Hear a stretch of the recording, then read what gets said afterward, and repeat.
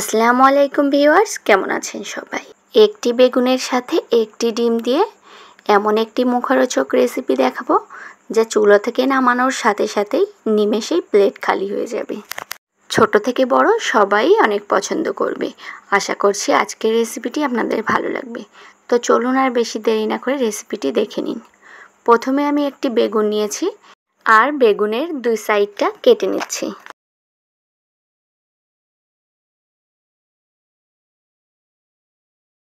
আর এখন সাইড থেকে একটু মোটা করে কাটছি।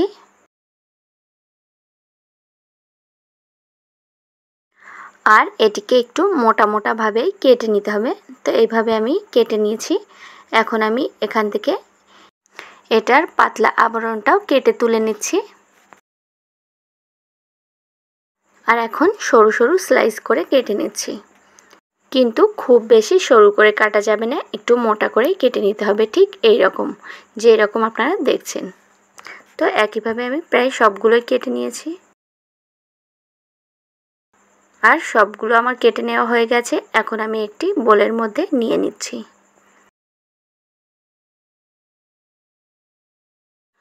আর এখন কিছুটা পানি দিয়ে দিচ্ছি। আর এখন এই বেগুনটাকে খুব ভালোভাবে একটু নেড়েচেড়ে ধুয়ে নেব। আর বেগুনটাকে ধুয়ে পানি ঝরিয়ে নিয়েছি। আর এখানে আমি এখন একটা ডিম ভেঙে দিয়েছি। আর দিয়ে দিচ্ছি স্বাদ মতো নুন, আর হাফ চা চামচ কালো গোলমরিচ গুঁড়ো, হাফ চা চামচ ভাজা জিরা গুঁড়ো, আর 1 চা চামচের মতো চিলি ফ্লেক্স দিয়ে দিয়েছি। আর এখানে আমি লঙ্কা গুঁড়ো দিয়ে দিয়েছি। দিয়ে এখন সব উপকরণগুলো একটা কাঁটা চামচের সাহায্যে মিশিয়ে নিচ্ছি। চাইলে আপনারা হাত দিয়েও মিশিয়ে নিতে পারেন। সবগুলো উপকরণ মিশিয়ে নেওয়ার পর এখানে আমি 3 টেবিল চামচ চালের গুঁড়ো দিয়ে দিয়েছি, যে চালের গুঁড়োটা প্রায় সবার বাড়িতেই থাকে। এখন সব উপকরণগুলো হাত দিয়ে খুব ভালোভাবে মিশিয়ে নিচ্ছি। সবগুলো উপকরণ মিশিয়ে নেওয়ার পর এখানে 1 টেবিল চামচের মতো ময়দা দিয়ে দিয়েছি। আর এখন সব উপকরণগুলো আবারও খুব ভালোভাবে মিশিয়ে নিয়েছি। আর সবগুলো উপকরণ মিশিয়ে নেওয়া হয়ে গেছে। এখন চুলায় একটি কড়াই বসিয়ে দিয়েছি আর গ্যাসের ফ্লেমটা অন করে দিয়েছি। আর কড়াইতে পরিমাণ মতো তেল দিয়ে দিয়েছি। আর তেলটা যখন খুব ভালোভাবে গরম হয়ে গেছে তখন বেগুনের স্লাইসগুলো দিয়ে দিচ্ছি। আর আপনারা অবশ্যই তেলটাকে খুব ভালোভাবে গরম করে নেবেন, তারপর কিন্তু বেগুনের স্লাইসগুলো দেবেন। আর বেগুনগুলো তেলের মধ্যে দেওয়ার পর গ্যাসের ফ্লেমটাকে মিডিয়ামে করে রাখবেন। মিডিয়াম টু হাই আছে বেগুনগুলো ভেজে নেবেন। তো 30 সেকেন্ড পর আমি বেগুনগুলো উল্টিয়ে দিচ্ছি।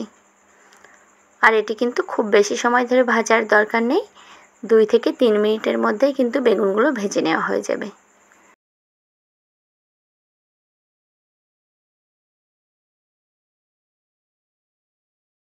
তো বেগুনগুলো আমি উল্টিয়ে পাল্টিয়ে প্রায় 4 মিনিটের মতো ভেজে নিয়েছি। আর যখন দেখছি উপর থেকে খুব সুন্দর একটা কালার চলে এসছে তখন আমি বেগুনগুলো তুলে নিচ্ছি। আশা করছি দেখেই বুঝতে পারছেন যে কত সুন্দর কালার চলে এসছে। আর বেগুনগুলো কিন্তু খুব ভালোভাবে সিদ্ধ হয়ে গেছে। এখন আমি বেগুনগুলো তেল থেকে তুলে নিয়ে একটা কিচেন টিস্যুর উপর নিয়ে নিচ্ছি, যাতে বেগুনের এক্সট্রা তেলগুলো টিস্যুতে শুষে নেয়। আর আমি একইভাবে বাকি যে বেগুনগুলো আছে সেগুলো ভেজে নেব। খুব সহজভাবে কিন্তু এটি ভেজে নেওয়া যায়।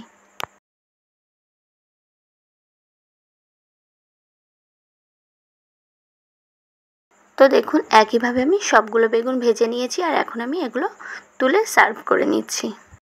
তো আশা করছি আপনারা দেখেই বুঝতে পারছেন যে কত সহজ একটি রেসিপি, আর খেতে কিন্তু খুবই মজার। এখন আমি একটা আপনাদের ভেঙে দেখিয়ে দিচ্ছি যে বেগুনটা কত সুন্দরভাবে সিদ্ধ হয়ে গেছে।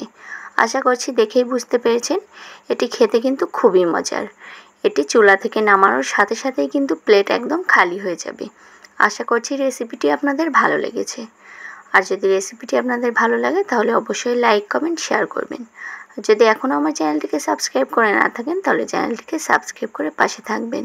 ভালো খান, সুস্থ থাকুন।